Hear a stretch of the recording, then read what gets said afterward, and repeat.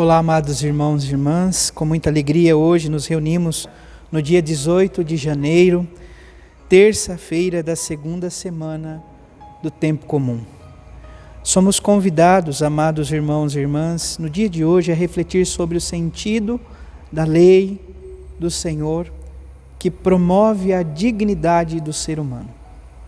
Você que está chegando agora no canal do YouTube de nossa paróquia, eu te convido a se inscrever no canal, a deixar o seu like, a compartilhar, a deixar o seu comentário, mas sobretudo compartilhe com alguém para que no dia de hoje possa acolher a palavra de Deus. Você que também está inscrito, lembre-se de ativar o sininho de notificação. No canal temos homilia, temos a missa, enfim, para que assim possamos acompanhar aquilo que a nossa paróquia tem a oferecer, como também meio de evangelização. Iniciemos este momento traçando sobre nós o sinal do cristão. Em nome do Pai, do Filho e do Espírito Santo. Amém. A graça e a paz de nosso Senhor Jesus Cristo, o amor do Pai e a comunhão do Espírito Santo esteja sempre convosco. Bendito seja Deus que nos reuniu no amor de Cristo. O Evangelho de hoje, amados irmãos e irmãs, se encontra em São Marcos capítulo 2, versículos 23 a 28. O Senhor esteja convosco, Ele está no meio de nós. Proclamação do Evangelho de Jesus Cristo segundo Marcos. Glória a vós, Senhor. Jesus estava passando por um campo de trigo em dia de sábado. Seus discípulos começaram a arrancar espigas enquanto caminhavam. Então os fariseus disseram a Jesus: Olha, por que eles fazem em dia de sábado o que não é permitido?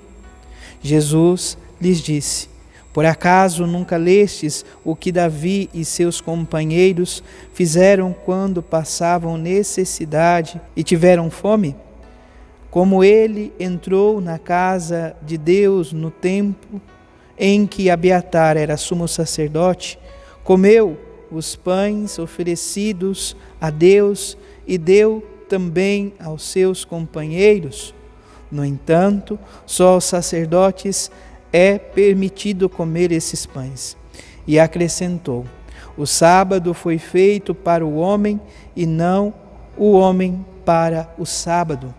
Portanto, o Filho do Homem é Senhor também do sábado. Palavra da salvação. Glória a vós, Senhor. Amados irmãos e irmãs, nós estamos vivendo então este contexto onde a palavra nos coloca diante então dos conflitos de Jesus para com os sumos sacerdotes, os mestres da lei, questionando então aquilo que Jesus está realizando. Também estamos vivendo durante esse tempo a graça de ouvir e acolher as leituras do livro de Samuel. E hoje, de modo especial, a primeira leitura do livro de Samuel, 1 Samuel, capítulo 16, de 1 a 13, fala da vocação de Davi. E eu gostaria de destacar hoje alguns versículos que são profundos, ou melhor, um único versículo, o versículo 7, que diz assim: Quando então Samuel questiona a Deus sobre Davi, ele diz assim: Não olhes para a sua aparência, nem para a sua grande estatura. O que isso ele quer dizer? Em relação a Davi, tinha então Eliabe. Eliabe era muito forte, de grande estatura. Então, Deus vai falar assim para Samuel: Não olhes para a sua aparência, nem para a sua grande estatura, porque eu o rejeitei. Não julgo segundo os critérios do homem. O homem vê as aparências, mas o Senhor olha o coração. Esse é o nosso Deus, o Deus que olha o nosso coração. Ele enxerga a nossa vida, o nosso ser, o nosso coração. Por isso nós dizemos, sem medo algum, o primeiro sacrário da nossa vida é o nosso coração, a nossa consciência. É o lugar onde nos encontramos com Deus. É importante lembrarmos aquilo que diz Santo Agostinho em um dos mais belos poemas que data e retrata, melhor dizendo, a sua conversão. Tarde te encontrei, ó beleza tão antiga e tão nova. Tarde te encontrei. Eis que te procurava fora, quando na verdade estavas dentro. Então, esse dentro que diz Santo Agostinho é intimidade. É o nosso íntimo, o nosso coração. É onde nos encontramos, é o lugar de encontro com o Senhor. É o primeiro sacrário, o sacrário da intimidade com o próprio Deus.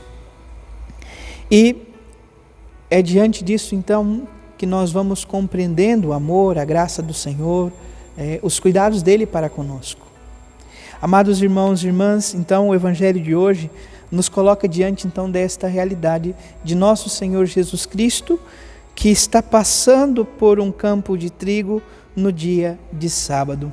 Os seus discípulos começam a arrancar as espigas enquanto caminhavam. Então os fariseus questionam os discípulos. Olha, porque eles fazem isso em dia de sábado, dizendo a Jesus o que não é permitido.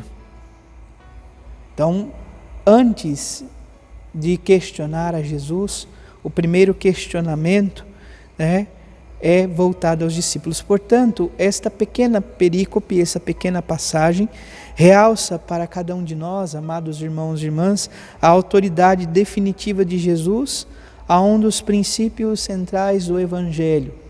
Que princípio é esse?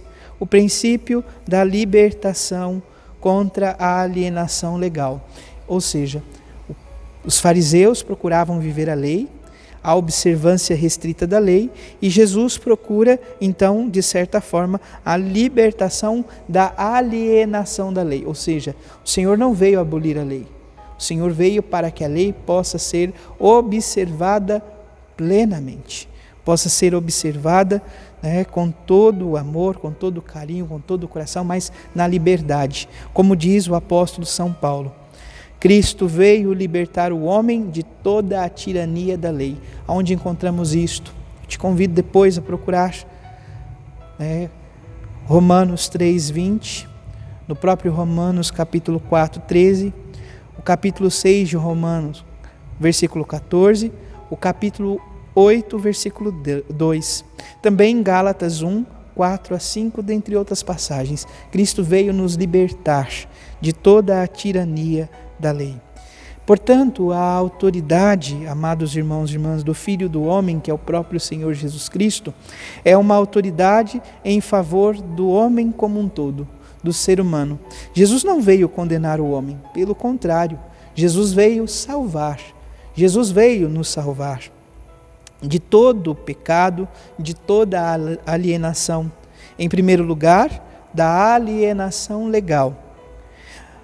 São Marcos aqui, amados irmãos e irmãs, não nos indica de modo algum, para cada um de nós, claramente o objetivo da transgressão dos discípulos.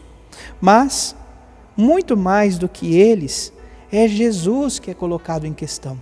É Jesus que é questionado pelos fariseus. O Senhor responde: nunca lestes o que Davi fez quando teve fome?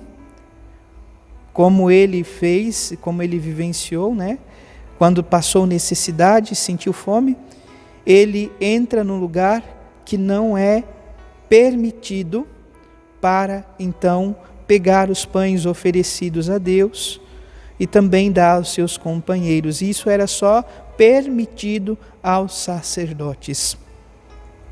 Então, amados irmãos e irmãs, se assim nós olhamos para esta realidade da graça, do amor de Deus, que vem ao nosso encontro, à nossa graça, ao nosso amor, também nós precisamos entender isso. O Senhor veio nos resgatar, nos libertar de toda a lei de alienação. Assim, o Evangelho transcende a ordem estabelecida. O Evangelho, por sua vez, nos convida, enquanto cristãos, a viver uma liberdade tão profunda com relação à ordem da lei legal, que possamos, de fato, perceber que se essas leis não estão a favor do homem como um todo, elas não devem ser observadas. Como diz o Senhor, o sábado foi feito para o homem e não o homem para o sábado. Portanto, o Filho do Homem também é Senhor do sábado, o Deus vivo e verdadeiro que veio para resgatar todos os corações. Padre, mas como fica nós católicos que observamos e guardamos o domingo? Nós observamos e guardamos o domingo como o dia do Senhor. E incorre a mesma questão, poderíamos assim dizer. A palavra nos pede para que seja guardado o domingo. Mas como fica aquelas famílias onde o homem ou a mulher, muitas vezes, dentro do seu ofício, é obrigado, de certa maneira, a trabalhar no domingo? Ela está incorrendo em uma gravidade, em uma culpa profunda? Bom, com toda certeza, nós cremos no amor e na misericórdia do Senhor. A única coisa que a igreja pede, sobretudo a esses que não podem guardar o domingo, é que tenha em um dia da semana, que possa, de fato, elevar o coração a Deus, corações ao alto, dedicar um tempo da sua semana ao amor do Senhor, à oração, à entrega cotidiana, então, na presença do Senhor. Assim, concluamos hoje, portanto, esta reflexão com a seguinte oração. Obrigado, Senhor, Deus nosso Pai, pela revelação progressiva do Teu projeto de amor, definitivamente realizado em Jesus, o bom pastor da humanidade. Dá-nos um coração semelhante ao dele, um coração manso e humilde, um coração justo e compassivo para com todos. Assim seremos bons samaritanos da humanidade e obreiros da paz, da comunhão entre os homens. Obrigado, Senhor, pela Tua palavra, que nos convida e nos provoca a sabermos discernir a verdade das coisas, lembrando-nos de que és o Senhor de tudo e de todos. Assim seja. Amém. Abençoe-vos o Deus Todo-Poderoso, em nome do Pai, do Filho e do Espírito Santo. Amém. Graça e paz.